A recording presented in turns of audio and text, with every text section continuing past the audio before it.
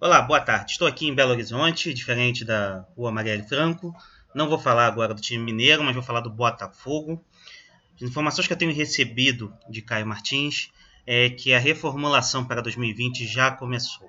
O Botafogo não conseguiu se classificar para a Sul-Americana, mas está fora do rebaixamento. Foi um ano em que pouca coisa deu certo para o clube de General Severiano.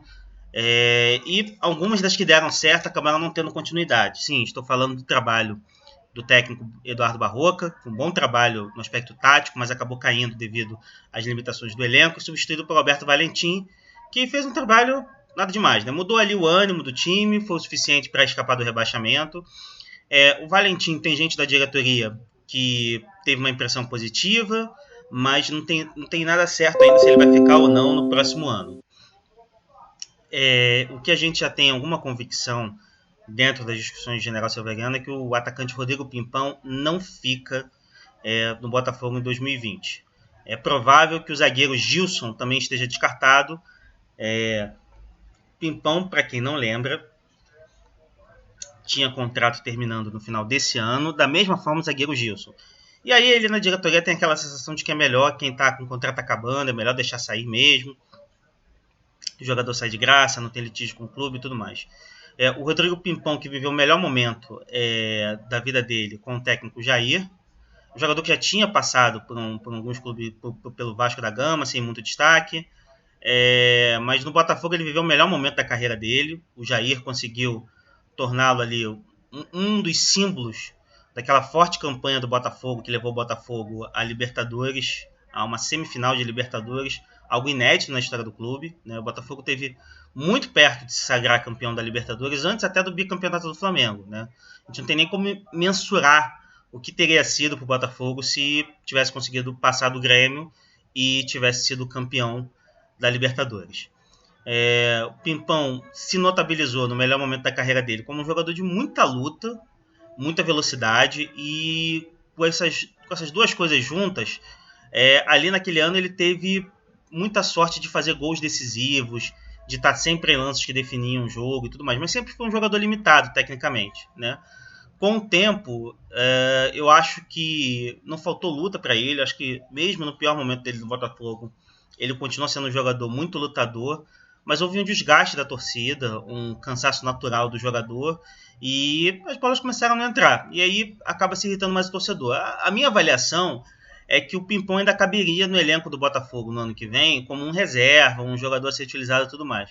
Mas tem aquele desgaste, né? É o que a gente pode chamar, vamos colocar assim, uma espécie de efeito Márcio Araújo, né? Que o Márcio Araújo era um jogador que no Palmeiras ele ainda tinha, ele é um dos jogadores, não era visto como um dos problemas do Palmeiras, poderia ali ter feito parte do elenco que o Alvivez estava montando, mas a sensação dos dirigentes era que era melhor deixar sair, porque a torcida não respeitava mais o jogador.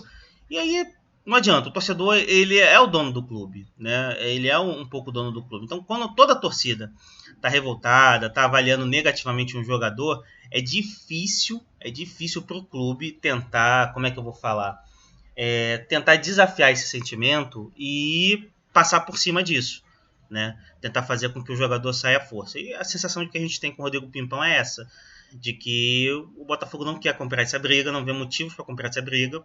Pimpão que está passando por um momento tecnicamente muito ruim, então acho pouco provável que a gente veja ele num clube grande no ano que vem. Mas aí vamos ver o que o mercado se apresenta para o jogador. Ele vai chegar, vai estar sem contrato, né? Então é mais fácil trazer um jogador desse sem contrato. E clubes do Rio ou fora do Rio vão precisar de reforços para o ano que vem.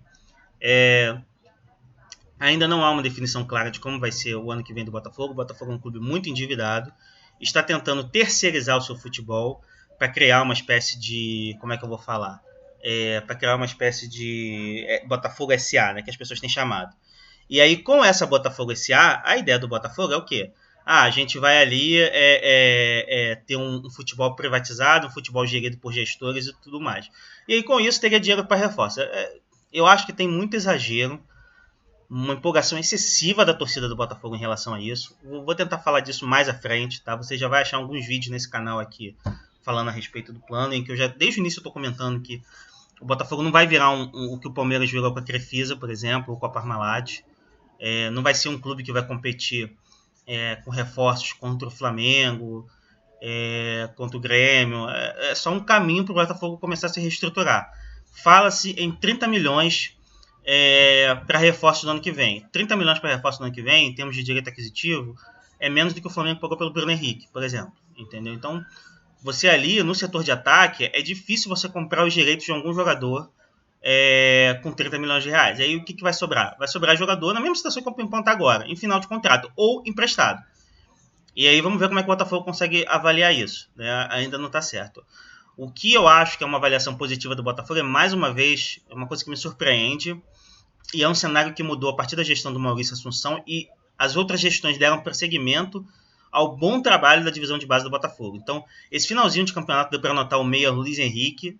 Parece que é um jogador que vai dar muito certo, assim, toca de um jeito diferente na bola, toque, muito domínio. É uma sensação que eu tenho, a mesma sensação que eu tinha quando surgiu o Vitinho no Botafogo, que parece um jogador Botafogo. E possivelmente, num primeiro momento, a reformulação do elenco para 2020 vai começar por aí, né? Pelos jovens. E aí, o que falta para o Botafogo hoje é definir quem vai ser o seu técnico. O Valentim é um cara muito fraco em termos de aspecto tático, de treinamento tático, e ainda não está claro qual a avaliação do Botafogo de quem poderia chegar para o lugar. Se vai chegar um estrangeiro, que é uma coisa que está ganhando cada vez mais força no futebol brasileiro, depois do sucesso do Jorge Sampaoli e do Jorge Jesus, ou se vão tentar novamente um nome brasileiro, que eu acho que o nome brasileiro mais promissor que o Botafogo tinha, o Botafogo demitiu, que foi o Barroca, que aliás é cogitado no Fluminense, né? Está cada vez mais próximo do Fluminense.